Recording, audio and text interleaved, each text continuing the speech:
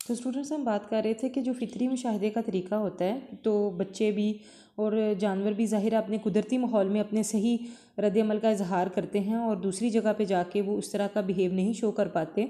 बच्चों और जानवरों के अलावा ये तरीका दीगर अफराद के लिए भी यकसा मुफीद है।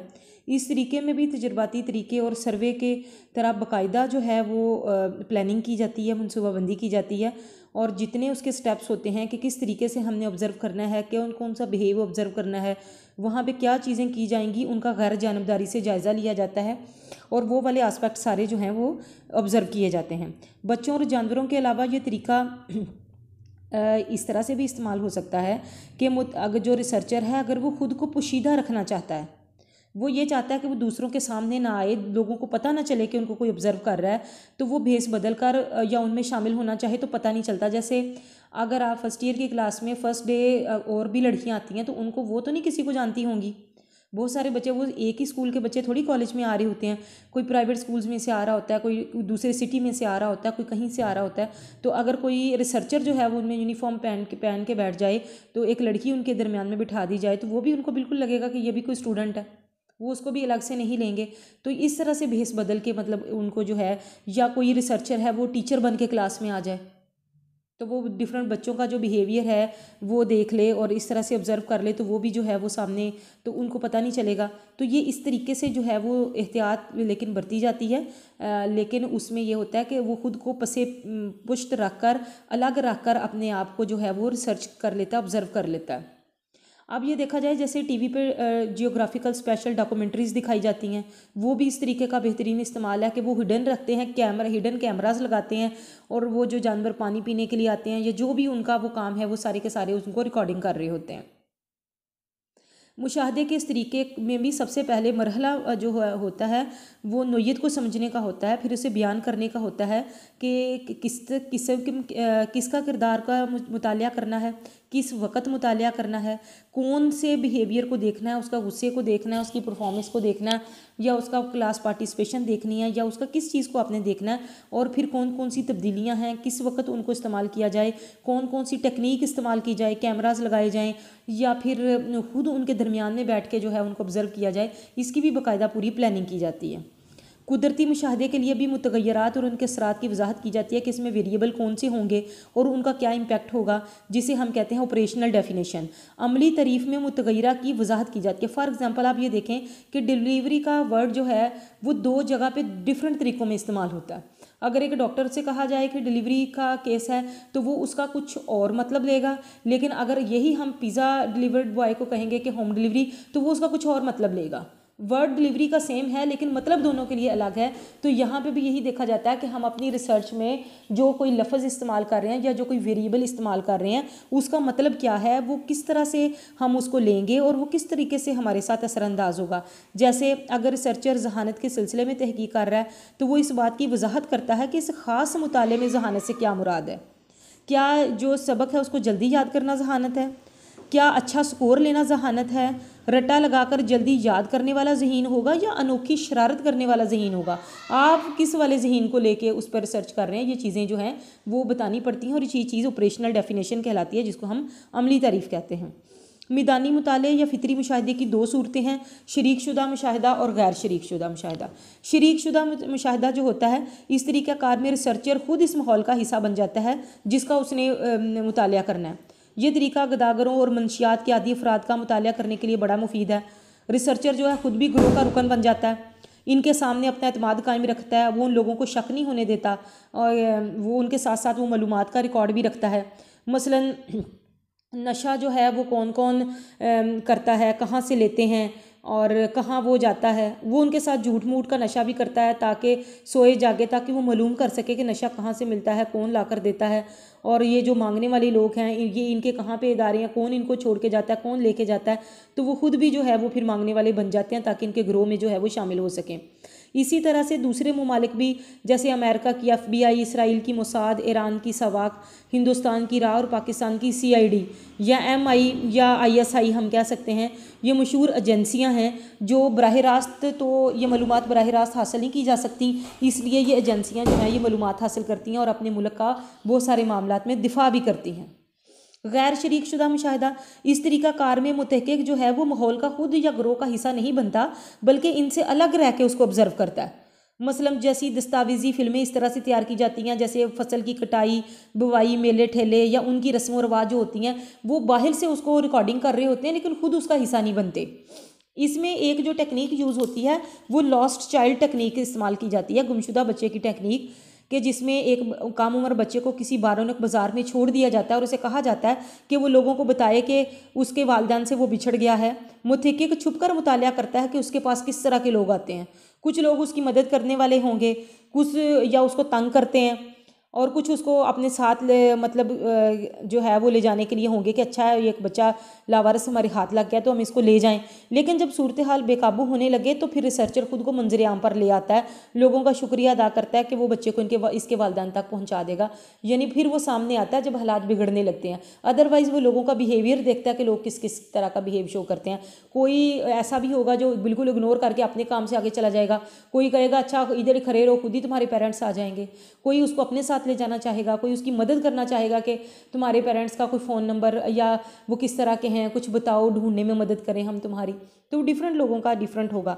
गैर शरीक शुदा मुशाहिदे की एक और सूरत भी है कि वो रिसर्चर जो है खतून को गाड़ी का बोनट खोलकर उसे मरूफ शायरा पर खड़ा कर देता है, फिर खुद दूर बैठकर कैमरे की मदद से लोगों के किरदार का जायज़ा लेता है कि किस तरह के लोग खतून की मदद को आते हैं। सिर्फ मसला पूछ कर चले जाते हैं, मकैनिक बुलवाने की पेशकश करते हैं या चंद फ़िक्रे बोलकर अपनी राह लेते हैं। इन तमाम सूरत हाल में चूँकि तजर्बागाह में पैदा नहीं की जा सकती, तो इस वजह से इन्हीं असली और फितरी जो तरीक़ाकार है, माहौल है, वहाँ पे किया जाता है इसको। इस सिलसिले में अहम बात यह है कि मुशाहदे का मकसद वाज़े और लोगों की फलाह बहबूद हाँ है, लोगों को बेवकूफ़ बनाना या उनके साथ धोखा करना नहीं है, बल्कि लोगों की जो हेल्प के लिए ये जो है तरीक़ाकार जो है वो अपनाया जाता है और बनाया जाता है। Next method is experimental method, तजर्बाती तरीका। तजर्बा, अब वही बात आ गई कि पिछला जो तरीका हमने कहा था कि वो एक्सपेरिमेंट में लैब में नहीं हो सकता, तो वो फितरी माहौल में किया जाता है। ये वो तरीका है जो लैब में किया जाता है तजर्बाती तौर पर, तो इसे तजर्बाती तरीका कहते हैं। ये तरक्की याफ्ता और मुनज़्ज़म तरीका है और इसे तजर्बागाह में इस्तेमाल किया जाता है। उज़विया के जवाबी फ़ेल का साइंसी अंदाज, उज़विया क्या है? ऑर्गेनिज़म, इंसान के रिएक्शन का जब साइंसी अंदाज में मुतालिया किया जाता है ना कि इंसान किसी सिचुएशन में किस तरह का रिस्पॉन्स देता है, किस किस्म का बिहेव करता है, तो उसे हम एक्सपेरिमेंटल मेथड कहते हैं। इसके कुछ जो हैं वो स्टेप्स होते हैं कि किस किस तरह से। सबसे पहले है मसले का तयन।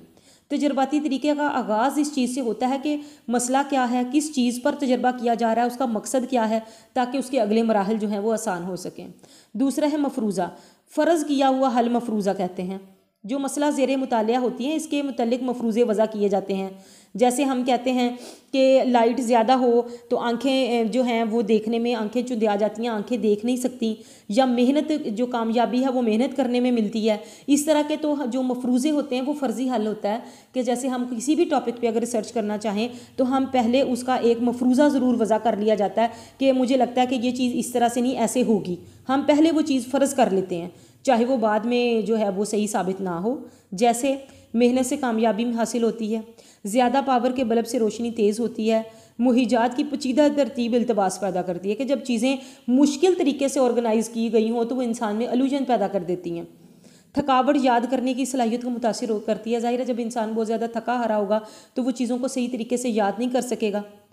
और बेमानी मवाद की निस्बत बामानी मवाद जल्दी याद हो जाता है। अगर आपको कुछ ऐसे वर्ड दिए जाएं जैसे कैट, रैट, बैट, तो ये आप जल्दी याद कर लेंगे, बजाय इसके कि कुछ ऐसे वर्ड जैसे नोल, मोफ, पिज, ऐसे वर्ड जिनका कोई मतलब नहीं हो वो याद करने मुश्किल होते हैं।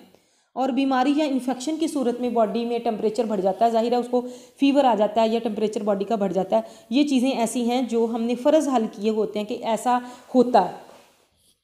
उसके बाद मुतगय्यरात हैं वेरिएबल। मुतगय्यरात जमा है मुतगय्यरा की, जिसका मतलब है तब्दील होने वाली चीज़। तब्दील होने वाली चीज़ क्या है? दर्जा हरारत तब्दील हो जाता है, याद करने की सलाहियत बंदे की तब्दील हो जाती है, हमेशा एक जैसी नहीं रहती। कई दफ़ा तो इंसान बड़ा अच्छा याद करता है लेकिन कई दफ़ा वो अपने परेशानी में या किसी और वजह से उसको उस वक्त वो याद नहीं कर सकता। तो ये जो एक मुतगय्यरा की कमी बेशी जो होती है ना, वो एक वेरिएबल का कम या ज़्यादा होना वो दूसरे वेरिएबल को मुतासिर करता है। कैसे करता है वो आप देखेंगे। सबसे पहले है अज़ात मुतगय्यरा, वो असबाब, वाक़यात या अवामिल जो किसी माहौल में अपने इज़हार में खुद मुख्तार हों, आज़ाद मुतगय्यरात कहलाते हैं। फॉर एग्ज़ाम्पल बल्ब की पावर ज़्यादा होगी तो लाइट ज़्यादा होगी, बल्ब की पावर कम होगी तो लाइट कम होगी। अब बल्ब की पावर जो है वो आज़ाद मुतगय्यर है, यानी वो जो है अपने इजहार में खुद मुख्तार है, उसकी वजह से लाइट कम या ज़्यादा होगी। अब जो लाइट है वो ताबे मुतगय्यर है, वो डिपेंडेंट वेरिएबल है, लाइट ज़्यादा होगी तो रोशनी ज़्यादा होगी, मेहनत करेंगे तो कामयाबी होगी। अब मेहनत इंडिपेंडेंट है, मेहनत जितनी ज़्यादा करेंगे कामयाबी भी उतनी ज़्यादा होगी। अब बीमारी है, बीमारी ज़ाहिर है जितनी ज़्यादा इन्फेक्शन होगा अगर बॉडी में तो बीमारी बढ़ जाएगी। इसी तरह से ये है कि अगर बीमारी जो है वो कम हो जाएगी, अगर बॉडी में इन्फेक्शन कम हो जाएंगे तो इस किस्म की जो चीज़ें हैं ये आज़ाद मुतगय्यरा कहलाती हैं। अब ताबे मुतगय्यरात हैं जो आज़ाद मुतगय्यर की वजह से किसी वेरिएबल में जो मुतगय्यर में चेंज आता है वो ताबे मुतगय्यर होता है। वही जो मैंने अभी आपको बताया कि ताबे पावर की जो रोशनी है वो बल्ब की पावर पर मुनहसर है, वो उसकी ताबे मुतगय्यरा है। बुखार की शिद्दत ताबे मुतगय्यरा है कि वो क्योंकि ये बीमारी या इन्फेक्शन के बढ़ने पर मुनहसर है। जितनी बीमारी या इन्फेक्शन ज़्यादा होगी उतना बुखार ज़्यादा होगा, ये भी उसका ताबे मुतगय्यर है। अब हैं कुछ मुदाखलती वेरिएबल, इंटरवीइंग वेरिएबल्स। आज़ाद और ताबे मुतगय्यरात के अलावा भी कुछ मुतगय्यरात होते हैं जो तजर्बे की सेहत पर असरअंदाज हो सकते हैं, मतलब दाखिली और ख़ारजी मुतगय्यरात। ये आगे मज़ीद दो जो है मुतगय्यरात में जो है वो डिवाइड हो जाता है। दाखिली मुतगय्यरात क्या होते हैं, जैसे फ़र्द की ज़ाती कैफियत, ताजगी, उसका भूख प्यास, जहनी हालत, शख्सियत, उम्र। अगर एक शख्स की ताजगी होगी, वो फ्रेश होगा तो उसका बिहेवियर कुछ और होगा, अगर वो भूखा प्यासा होगा तो उसका बिहेव कुछ और होगा। फ़र्द की जहनी हालत, अगर वो रिलैक्स्ड होगा तो वो और तरह से बिहेव कर, अगर किसी परेशानी में है तो वो और तरह से देखेगा। उम्र, तजर्बा, उसकी जहानत, ये सब उसके दाखिली मुतगय्यरात हैं। ख़ारजी मुतगय्यरात में ये हैं कि तजर्बागाह में का दर्जा हरारत कितना है, रोशनी कितनी है, शोर तो नहीं वहाँ पर। अगर टेम्परेचर जो है वो सही नहीं होता, बहुत ज़्यादा होता है या बहुत कम होता है, दोनों सूरतों में इंसान वहाँ पे सही तरह से काम नहीं कर सकता। रोशनी बहुत कम है या बहुत ज़्यादा है, दोनों सूरतों में इंसान सही तरह से काम नहीं कर सकता। शोर भी अगर देखें ज़्यादा हो रहा हो तो तवज्जो इधर उधर हो जाती है, कॉन्सेंट्रेशन एक चीज़ पर करना जो है वो मुश्किल हो जाता है, जिसकी वजह से ये चीज़ जो है वो मुमकिन नहीं होती। उसके बाद है तजर्बाती डिज़ाइन, एक्सपेरिमेंटल मेथड। तजर्बा शुरू करने से पहले जो मुनज़्ज़म और मरहलावार तरीक़ाकार तय किया जाता है इसे एक्सपेरिमेंटल डिज़ाइन कहते हैं। जैसे हम घर बनाने से पहले एक नक्शा बनाते हैं ना, खाका बनाते हैं कि यहाँ पे 2 कमरे होंगे, यहाँ पे जो है वो किचन होगा, यहाँ पे सिटिंग रूम होगा, यहाँ पे ये होगा। इसी तरह से जब आप कोई एक्सपेरिमेंट करते हैं तो उसके लिए एक डिज़ाइन बनाते हैं कि क्या होगा, कौन कौन से लोग उसमें शामिल होंगे, कितने लोगों को बीच में ममूल, जिनको ममूलों का नाम दिया जाता है, सब्जेक्ट्स कहा जाता है उनको, कितने लोगों को के ऊपर मुश्तमिल ये तजर्बा होगा, कितने लोगों को हमें एक्सपेरिमेंट में शामिल करना पड़ेगा। तो ये कुछ नाम हैं, इनको आपने सिर्फ नाम याद करने हैं अपने, आपके लिए अभी सीखना जो है वो ज़रूरी नहीं। Randomised group design, factorial design, after only research design, match subject design and before after research design. ममूलों का इंतखाब, अब जो एक्सपेरिमेंट में जो लोग यूज़ होंगे, ज़ाहिर है लोगों के साथ ही हम एक्सपेरिमेंट करेंगे ना, वो किस तरह से होंगे। तजर्बे में आज़ाद मुतगय्यरात और इनके असरात का मुतालिया करने के लिए एक से ज़ायद ममूलों का इंतखाब किया जाता है। तजर्बे में कम से कम एक ममूल होता है और ज़्यादा से ज़्यादा वो और भी काफ़ी ज़्यादा भी हो सकते हैं। फिर उसमें 2 तरह के ग्रुप भी हो सकते हैं, तजर्बाती या कंट्रोल ग्रुप। तजर्बाती ममूल जो होते हैं, यानी तजर्बाती ममूल और कंट्रोल ममूल। तजर्बाती ममूल वो होते हैं जिनके साथ बाज़ाब्ता शराइत के तहत हम तजर्बा करते हैं। आज़ाद मुतगय्यरात यानी इंडिपेंडेंट वेरिएबल का एक्सपेरिमेंट जो है वो इनके ऊपर किया जाता है। कंट्रोल ग्रुप क्या होते हैं, ये इन पर आज़ाद मुतगय्यरात का इतलाक़ नहीं होता, इनके ऊपर कोई ट्रीटमेंट प्लान नहीं हम लगाते। देखें ना, एक अंडरस्टैंड करें आप चीज़, तजर्बाती ममूल हैं जिनके ऊपर हम प्रैक्टिकल करेंगे और उनके बिहेवियर से हमें अंदाज़ा होगा कि जो चीज़ हमने उन पर लगाई है, जो ट्रीटमेंट प्लान हमने उन पर लगाया है, या जो हमने अपनी रिसर्च के हिसाब से उनको ट्रीट किया, उसका रिज़ल्ट क्या निकला। कंट्रोल ग्रुप का तो ऊपर ना हमने कोई ट्रीटमेंट प्लान लगाया, ना इंडिपेंडेंट वेरिएबल में उसको शामिल किया, तो उनके अंदर कोई तब्दीलियां पैदा नहीं होंगी। अगर कंट्रोल ग्रुप का और एक्सपेरिमेंटल ग्रुप दोनों का बिहेवियर सेम होगा तो इसका मतलब है कि जो हमारा आज़ाद मुतगय्यरा है, जो हमारा इंडिपेंडेंट वेरिएबल है, उसका कोई असर नहीं पड़ा, वो ज़ीरो इम्पैक्ट रखता है। लेकिन अगर दोनों के बिहेवियर में फ़र्क हो तो फिर इसका मतलब यह है कि जो ट्रीटमेंट प्लान हमने लगाया है या जो तजर्बा हम कर रहे हैं उसने वाकई अपना असर दिखाया है। सामान्य तजर्बा ये वो आलात या साजो सामान जो मफरूज़े की तायद या तरदीद के लिए दरकार होता है, जैसे हमने अपने रिसर्च में यूज़ करते हैं अपने प्रैक्टिकल में, वो प्रैक्टिकल की नौइयत के हिसाब से कि कौन सा प्रैक्टिकल है उसमें कौन कौन सा सामान यूज़ होगा। जैसे स्टॉप वॉच है, ये वो चीज़ है जैसे चला के तो इतने सेकंड खुद ही बंद कर दें तो वो उतने सेकंड रिकॉर्ड पे वो बंद हो जाती है और हमें पता चल जाता है कि इस सारे प्रोसेस में कितने सेकंड्स लगे हैं। बेमानी या बामानी अल्फाज की फहरिस्त है, गाल्टन का सवालनामा, ये सारे वो साइकोलॉजी का सामान है। जब आप प्रैक्टिकल करेंगे ना तो तब आपको ये अंदाज़ा हो जाएगा कि कैंट रोज़ानाफ की लिस्ट कौन सी है, स्टार पैटर्न कौन सा है, अक्सी खाका कशी का आला क्या है, मुलर लायर कार्ड, ये सारी चीज़ें आपको तब पता चलेंगी जब आपके प्रैक्टिकल स्टार्ट हो जाएंगे, तो फिर आपको ऑपरेटर्स का पता चल जाएगा। बाज़ाब्ता शराइत हैं, इससे मुराद है वो हालात और जो अवामिल जो तजर्बे पर असरअंदाज हो सकते हैं। जैसे आप किसी शख्स को तजर्बे में शामिल करते हो, आपका एक्सपेरिमेंट कुछ डिफरेंट किस्म का है, उसमें किसी को कोई चोट भी लग सकती है या कोई हादसा भी हो सकता है, तो आप पहले उसको बताते हैं कि ये चीज़ हो सकती है इसमें, या ये चीज़ है, उसको पूरा आप कमी बेशी हालात के हवाले से सारी चीज़ें उसके साथ डिस्कस करके फिर उसको जो है वो अपने प्रैक्टिकल में एक्सपेरिमेंट में शामिल करते हैं। और फिर उसका डिपेंड करता है यानी तजर्बे से के आगाज़ से अंजाम तक जितने उसमें तरीक़ाकार जो भी होगा, जो भी अवामिल अंजाम पाएंगे वो सारे डिस्कस होते हैं। उसके बाद नताइज हैं, इसके बाद जो हमने पूरा इन स्टेप्स के साथ जब हमने एक एक्सपेरिमेंट कंडक्ट कर लिया तो फिर हमें पता चलता है कि जो डाटा हमने कलेक्ट किया उस पर हम शुमारियाती तरीका लगा के देखते हैं कि नताइज की वजाहत भी करते हैं। फिर नताइज को दूसरे लोगों के लिए भी हमने मुरतब करना होता है कि हमने एक रिसर्च की है, उसकी फाइंडिंग्स ये हैं, ये रिज़ल्ट उसका निकला है, तो वो क्या है, उन सारी चीज़ों के लिए। फिर जो मफरूज़ा हमने बनाया था क्या वो सही साबित हुआ है या नहीं हुआ, एक्सेप्ट हुआ है या रिजेक्ट हुआ है, और जो इंडिपेंडेंट वेरिएबल हमने रखा था उसका असर पड़ा डिपेंडेंट वेरिएबल पे या नहीं। तजर्बाती तरीके की कुछ खूबियाँ भी हैं, जैसे ये साइंसी तरीका है। साइंसी तरीके से जिस तरह से बाकी एक्सपेरिमेंट्स लैब में होते हैं ये भी लैब में होता है और ये साइंसी तरीका है। और वुसअत है इसकी, ये बहुत सारे मामूलों पर इसका इतलाक़ हो सकता है। तजर्बाती तरीके का इतलाक़ बच्चों, जवानों, बूढ़ों सब पर हो सकता है। जानवरों का मुतालिया भी इसके ज़रिए किया जा सकता है। पड़ताल है कि इसमें नताइज को दोहराया जा सकता है, दोबारा से रिजल्ट्स देखे जा सकते हैं, दोबारा से ये एक्सपेरिमेंट करके दोबारा से रिजल्ट इकट्ठे किए जा सकते हैं, यानी हम साबित कर सकते हैं इसको। मरूजी ये ऑब्जेक्टिव मेथड है, इसमें तजर्बाकार की अपनी कोई राय बीच में शामिल नहीं होती और पेशगोई भी की जा सकती है इसके नताइज के बिहाफ पे।